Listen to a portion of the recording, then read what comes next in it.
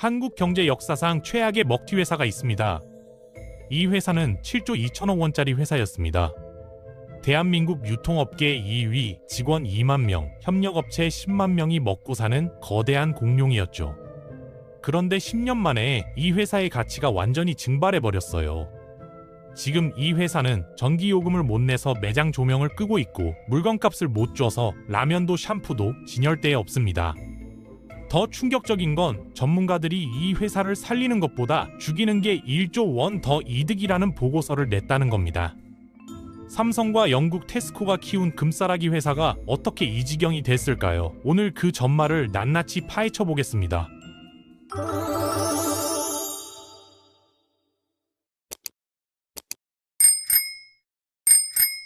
홈플러스의 시작은 화려했어요. 1997년 삼성물산 유통부문으로 출발해서 1999년 영국의 유통 대기업 테스코와 합작하며 본격적으로 덩치를 키웠거든요. 당시 홈플러스는 혁신 그 자체였습니다. 창고형 매장과 백화점식 인테리어를 결합한 2세대 대형마트 모델을 선보였고 업계 최초로 24시간 영업을 도입하면서 맞벌이 부부들의 열렬한 지지를 받았어요. 매장 안에는 문화센터를 크게 지어서 주부들을 끌어모았는데 이 전략이 제대로 적중했습니다. 후발주자였음에도 불구하고 롯데마트를 제치고 단숨에 업계 2위로 올라섰고 2000년대 중반부터 2010년대 초반까지는 영업이익이 수천억 원에 달하는 황금알을 낳는 거위였어요. 직원들은 삼성 계열사라는 자부심이 있었고 소비자들에게는 가장 세련된 마트라는 인식이 있었습니다. 그런데 2015년 홈플러스의 운명을 완전히 바꿔버리는 결정적인 사건이 터집니다. 대주주였던 영국 테스코가 본사의 회계 부정 스캔들과 경영난을 이유로 해외 자산을 매각하고 철수하기로 결정한 거예요. 이때 시장에 매물로 나온 홈플러스를 낚아챈 곳이 바로 아시아 최대 사모펀드라 불리는 MBK 파트너스였습니다. 당시 인수 금액은 무려 7조 2천억 원, 국내 인수 합병 역사상 최대 규모였어요. 사람들은 우려 반 기대 반으로 이 빅딜을 지켜봤는데 이것이 홈플러스 몰락의 시작이 될 줄은 아무도 몰랐습니다. 여기서 우리는 LBO, 즉 차익 매수라는 개념을 이해해야 해요. MBK는 7조 2천억 원이라는 막대한 인수 자금을 어떻게 마련했을까요? 자기 돈은 2조 원 남짓이었습니다. 나머지 4조 원 이상은 홈플러스를 담보로 빚을 내서 조달했어요. 쉽게 말해서 여러분이 10억짜리 아파트를 사는데 내 돈 3억을 넣고 나머지 7억은 내가 살 그 집을 담보로 대출을 받은 거예요. 문제는 이 빚을 갚아야 하는 주체가 집주인인 MBK가 아니라 집 자체인 홈플러스가 되었다는 점입니다. 홈플러스는 하루아침에 4조 원이 넘는 빚더미 위에 올라앉은 꼴이 됐어요. 인수 직후부터 MBK의 행보는 경영 정상화보다는 투자금 회수에 초점이 맞춰져 있었습니다. 가장 먼저 한 일은 자산 유동화였는데 말이 좋아 유동화지 사실상 알짜 자산 팔아치우기였어요. 홈플러스의 가장 큰 경쟁력은 목 좋은 곳에 위치한 부동산, 즉 자기 건물이 많다는 것이었거든요. 건물주였으니 임대료가 나갈 일이 없었죠. 그런데 MBK는 빚을 갚기 위해 알짜 점포 20여 곳을 팔아버립니다. 그리고 그 건물을 다시 임대해서 영업하는 세일 앤 리스백 방식을 택했어요. 이게 어떤 결과를 불러왔을까요? 빚은 좀 갚았을지 몰라도 매달 엄청난 금액의 월세를 내야 하는 신세가 된 겁니다.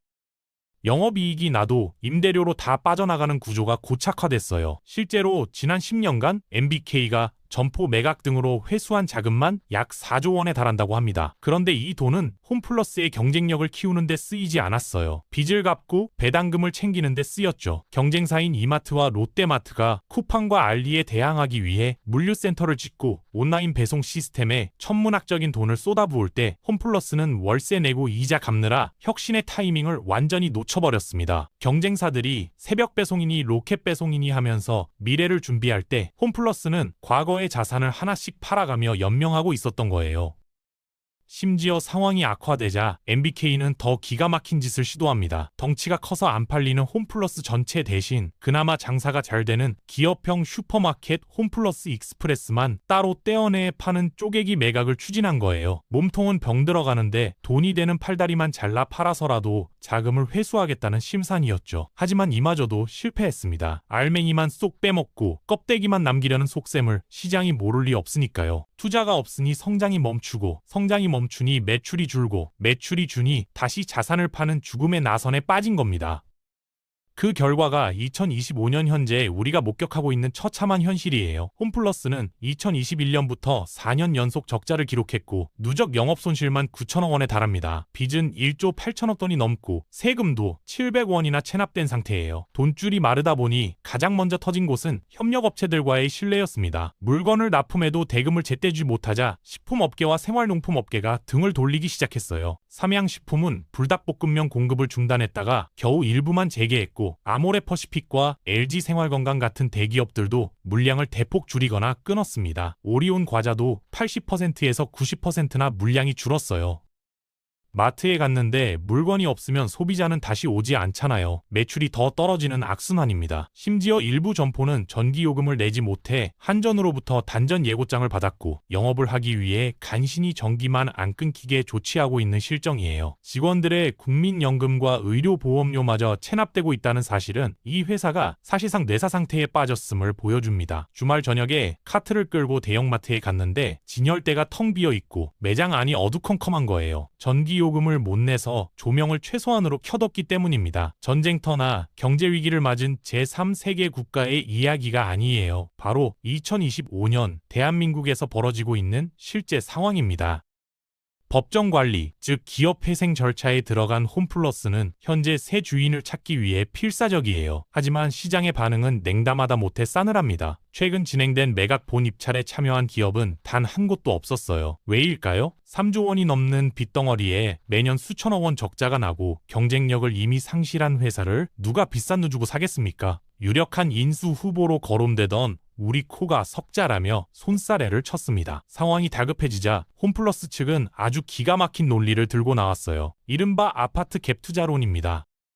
홈플러스라는 7조 원짜리 아파트의 전세, 즉 부채가 2조 9천억 끼어 있으니 현금 1조 원만 가져오면 이 거대한 회사를 살 수 있다고 홍보하고 있는 거예요. 자신들의 경영 실패로 빚더미가 된 회사를 마치 저평가 우량주인 것처럼 포장해서 팔아보겠다는 마지막 발악에 가까운 호소입니다. 하지만 시장 전문가들은 이미 충격적인 평가 보고서를 내놓은 상태예요. 홈플러스를 계속 운영하는 것보다 망하게 해서, 즉 청산해서 자산을 낱개로 파는 게 더 가치가 높다는 겁니다.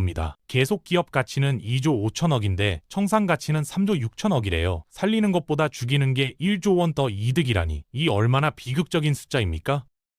이 과정에서 가장 큰 고통을 받는 건 누구일까요? 빚내서 회사를 산 사모펀드 회장님일까요? 아닙니다. 바로 현장에서 묵묵히 일해온 2만 명의 직원들과 10만 명에 달하는 협력업체 노동자들, 그리고 매장에 입점해 있는 영세 소상공인들이에요. 이미 서울 가양점, 부산 장림점 등 알짜 점포들이 폐점했거나 폐점을 앞두고 있습니다. 매장 안에 입점해 있던 세탁소 사장님, 약국 약사님들은 하루아침에 날벼락을 맞았어요. 나가라는 통보 한 장에 수천만 원 권리금은 허공으로 날아갔고 본사에 호소해도 법적으로 문제없다는 차가운 답변만 돌아옵니다. 국정감사장에 불려나온 MBK 김병주 회장은 국민께 심려를 끼쳐 죄송하다, 사회적 책임을 다하겠다라고 고개를 숙였어요. 하지만 정작 사제 출연이나 구체적인 회생 방안에 대해서는 내 권한받기다, 여력이 없다라며 선을 그었습니다. 이익은 사유화하고 손실은 사회화하는 투기 자본의 민낯을 그대로 보여주는 대목이에요. MBK가 홈플러스를 인수해서 망가뜨리는 동안 그들은 수수료와 배당금으로 천문학적인 돈을 챙겼을지 모르지만 한국 유통 생태계는 회복할 수 없는 상처를 입었습니다.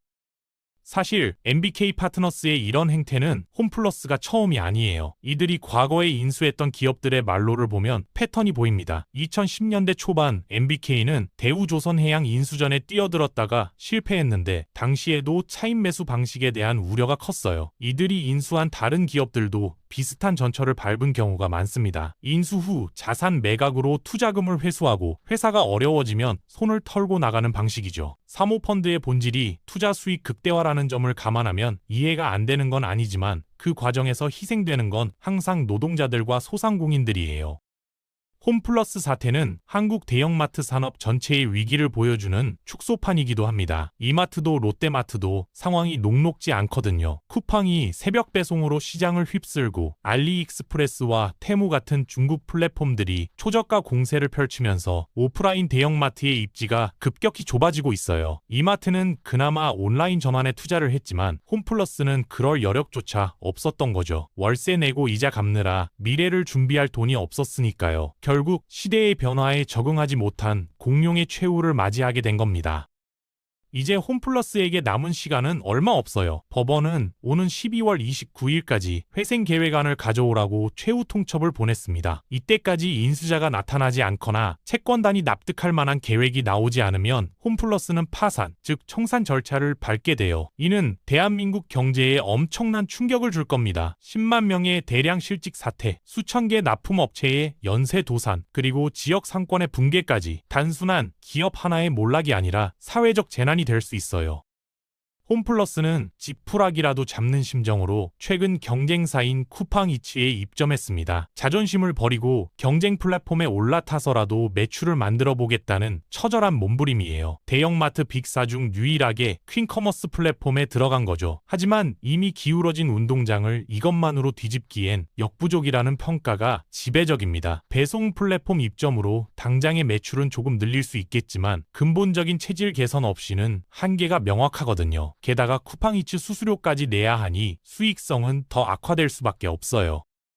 우리는 홈플러스 사태를 보며 아주 중요한 교훈을 얻을 수 있습니다. 기업은 단순히 주주들의 돈벌이 수단이 아니라는 거예요. 기업은 직원들의 삶의 터전이고 협력업체들과의 공생관계이며 소비자들에게 편익을 제공하는 사회적 존재입니다. 단기적인 이익만 쫓아서 기업을 사고 알맹이를 팔아먹고 껍데기만 남기는 약탈적 자본주의가 어떤 비극을 초래하는지 홈플러스는 온몸으로 증명하고 있어요. 7조 2천억 원에 팔려간 회사가 10년 만에 빈 껍데기가 됐습니다. 그 사이에 사모펀드는 4조 원을 회수했고 남은 건 2만 명의 불안한 직원들과 텅 빈 진열대뿐이에요. 24시간 불이 꺼지지 않던 마트, 주말이면 가족들의 웃음소리가 가득했던 홈플러스. 이제 그곳에는 고별 세일이라는 붉은 현수막과 불안에 떠는 직원들의 한숨만이 남아 있습니다. 과연 홈플러스는 기적처럼 새 주인을 만나 다시 일어설 수 있을까요? 아니면 역사의 뒤안길로 사라지는 공룡의 최후를 맞이하게 될까요? 곧 다가올 12월 말 홈플러스의 운명이 결정됩니다. 그리고 그 결과는 우리 경제 그리고 자본의 탐욕에 대한 경종을 울리는 거대한 메시지가 될 것입니다.